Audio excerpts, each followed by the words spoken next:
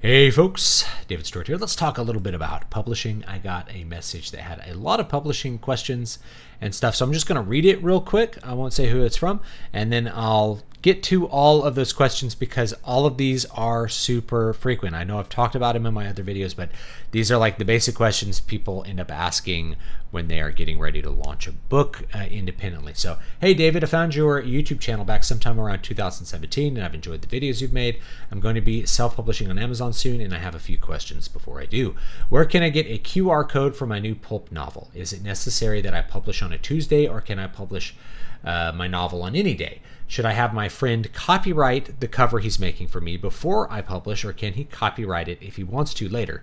Lastly, would publishing 3 novels in 5 or 6 months be too much in that span of time? Any help and advice would be greatly appreciated. Thank you for your time. Okay, so let's go through these in order. I'm going to just cut to the chase really quick. Remember, there are no stupid questions.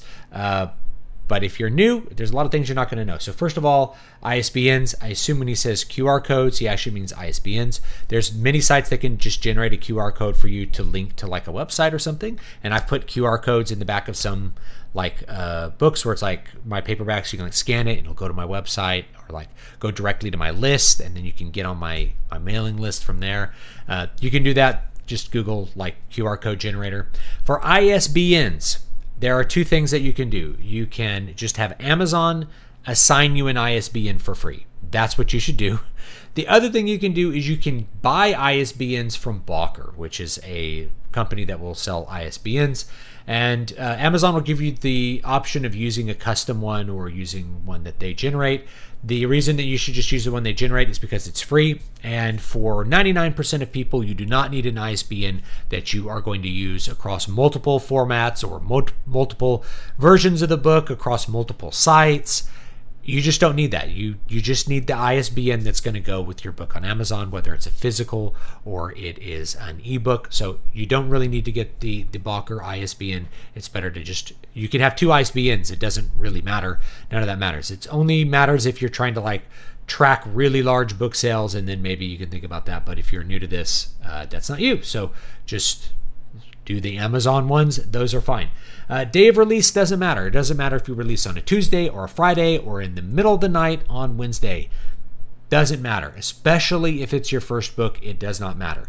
The robot is not going to just show your book to more people if you do it on Tuesday. If there's more sales happening on Tuesday, that doesn't mean your book is going to be part of those sales. Nobody knows about your book. Nobody knows who you are unless you tell them about your book and you tell them who they are and you tell them where to buy it. And that's how they're going to be able to buy it. Likewise, if you're running ads, like running ads on Tuesday or on Friday, or like running them on these days, that doesn't seem to really matter for most people. So you're not going to magically generate more sales by releasing on a different day. I usually release on Friday so that I have some intention over the weekend to like promote the book and see if people will buy it off Amazon. Sometimes I don't promote it on Amazon at all, right? Like I did with the last book because everybody read it for free as part of my Patreon thing. So I didn't really need to promote it on Amazon very much, right? It just didn't matter. I kind of sold it through my other stuff. It just wasn't really part of the business strategy for that book. Okay, so don't worry about that detail. It's not something you need to worry about. You'd only really need to even think about it is if you were in like major big leagues, and even then it probably doesn't matter at all. Copyright. So real quick primer on copyright. Copyright is something you have. It's not something you do. Well, you can copyright, which is W-R-I-T-E, which is a different thing. So when people talk about copyright, what they mean is filing something with the Library of Congress so that the Library of Congress has a copy of it. That does not assign you your copyright or anything. That is not a verb of copywriting it. All it does is it gives a copy to the Library of Congress, and they send you a letter that says that they received the work in question.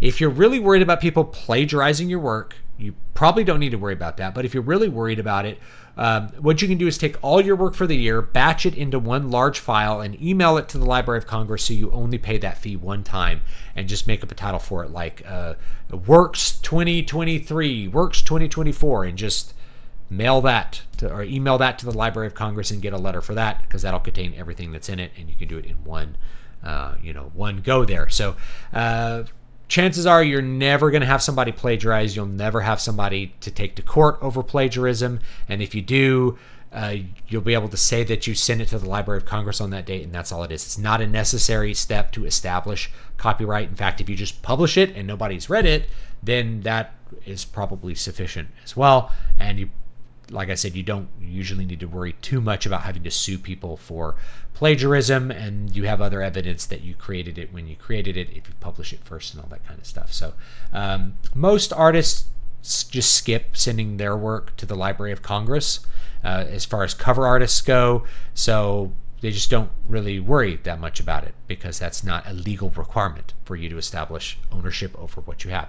Copyright is you have the rights to copy it because you intellectually own it because you created it. Okay, so it doesn't really matter that much. You can do it or you can not do it. If you're really worried about it, or you just want to have that letter that says you send it into the Library of Congress, and you want to cover all your bases and all the options and all the possibilities, just batch everything you have and send it together to the Library of Congress in one giant file. It's going to be perfectly legally okay to do that, and you'll probably save money. That's not legal advice, by the way. That's just, you can do that. Okay. Publishing frequency. The old conventional wisdom was to publish as frequently as possible. I don't think it matters that much, but if you're worried about publishing too much, you really don't need to worry about publishing too much. The old way that people would do it is they would release a book every month, or maybe every 3 weeks, or maybe every 2 weeks, so that as the sales for one book are dropping off, the next book in the series comes out and will pop up the sales. So you're always trying to keep your sales rank high so that Amazon sells your book for you. I think this only matters if you were at the top of your category and you are selling like in the top 10 of your category and you are consistently coming out with entries in a very long series. Otherwise, I don't think that it matters that much how frequently you publish or how sparsely you publish. Just publish your books when you want to publish them, when you feel like they're ready, and that's going to be good enough.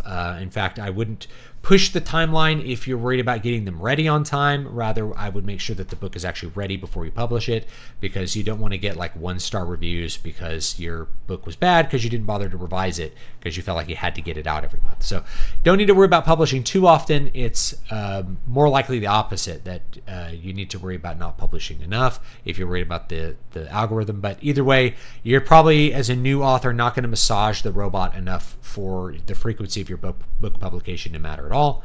And indeed, most of the old strategies for selling books just aren't going to be as effective as they were in like 2012, 2015. They're just not going to be super effective. Even in 2017, it was hard to use these strategies to sell books, right?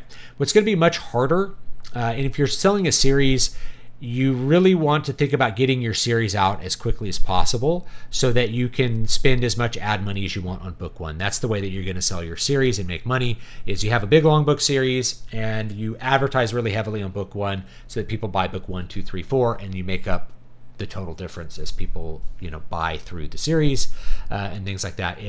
Your first goal should be to get 10 reviews for your first book of your series, which is really challenging. Most authors now will just buy reviews at this point through various means, either, trading reviews, which is against the terms of service, buying them directly against the terms of service, or providing review copies to people, which I think is usually okay. But you're still giving somebody something for free in exchange for a review. So yeah, that's mostly what authors will do now, is they'll try to buy some to get the review ranking up so that then they can advertise it, so that then they can get more reviews, and so on and so on. So a lot of people ask these questions because they're worried about the Amazon algorithm and how the robot's going to treat your book. But most of the old ways of doing things are of pretty minimal value. They're not going to net you a lot of magic sales. We're talking very, very small amounts of difference, enough that I no longer worry about them. I just try to sell books rather through like videos. You can buy my book, The Keys to Prolific Creativity, now $2.99 on Amazon, right? Sell books through videos, sell books through Patreon instead of on Amazon, sell books through, like, my Patreon's kind of like a little subscription service. You get a free book every month. I'll have that link down below. You can join my Patreon. You get a rotating free book every month. That's a cool benefit. And you get copies of all my live writes. You get to talk to me or hang out in the Discord.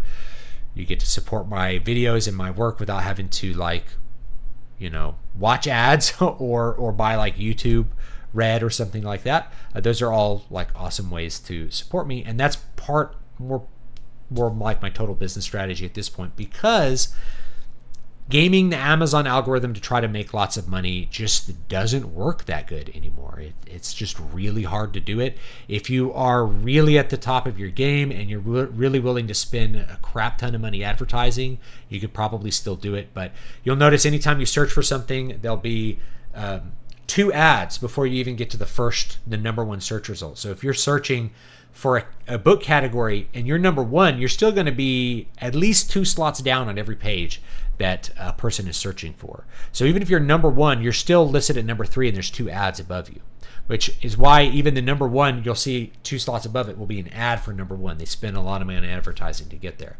And the idea that you can like not advertise and Amazon will keep selling your book for you, it's all primed by ad money now. It's very expensive. That means that your royalties are less than they used to be, which means it's even more valuable to think about things outside of Amazon and how to do all that stuff. So the last thing I'll say is I do not recommend you buy reviews. I'm just telling you that's what a lot of other people do. You are definitely risking your account by trying to buy reviews for your book. All my reviews, none of them are paid. Sometimes I ask readers, I'm like, hey, if you read the book, please review it. That definitely helps me sell the book.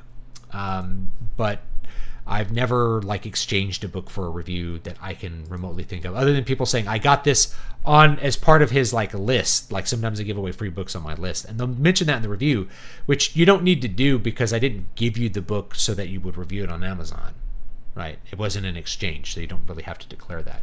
You got the book for free from me, and then later you decided to review it. Okay, so. Anyway, yeah, there's a lot of learning that goes into learning this business. I'm still learning because the business has changed so much over the last couple of years and continues to change at a very rapid pace. So be comfortable learning and figuring things out as you go. Have fun with it. Do not expect to sell a lot of books, especially early on, but be ecstatic when you do sell some books, when you do get a review, and figure out how to like revise your business strategy so that you can get more books sold, if that is what really excites you, if that's what you really want to do.